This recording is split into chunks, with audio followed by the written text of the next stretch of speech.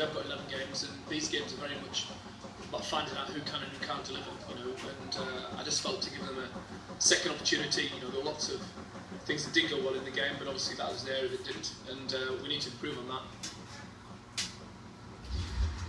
All right, time now to welcome in our Gavin Mcleavy for this week's chat about the glorious game of rugby. The more I watch, the more I love Gavin. It's great stuff.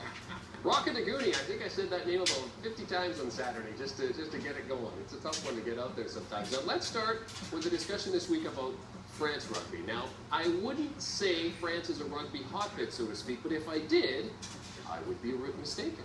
Yeah, no, rugby's a big thing, man. Rugby in France is huge. You've got places like Stade de France, 75,000 people in a stadium there.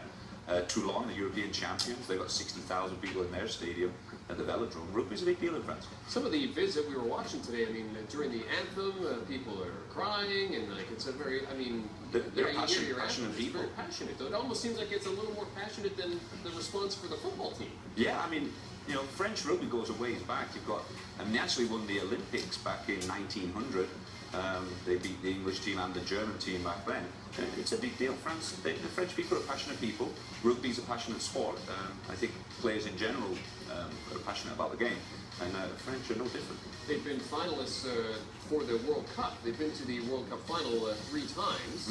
I think the furthest they've got, and then but it's 12 years apart. Yeah, 2011 the last one. They've never actually won it, so they're kind of like, for me, them and Ireland are probably sort of that top 10 countries that haven't won the World Cup. Let's talk about the beat of Fiji last weekend, 40-15.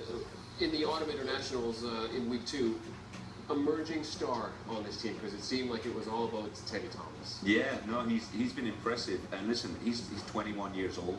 At 21, he played, 27 games for Biarritz, and then last year he got signed for Racing Metro, one of these big bucks teams in the French league that are just churning out millions and millions of dollars. But this particular kid, he likes to follow the scrum half around and get little offloads, nice little offloads, and then he likes to receive these cross kicks as well, which I think was one of his 3 tries that he got for France against Fiji. But yeah, he looks pretty good looking kid too, so he's got a nice future ahead of him. He's got that thoroughbred look about him.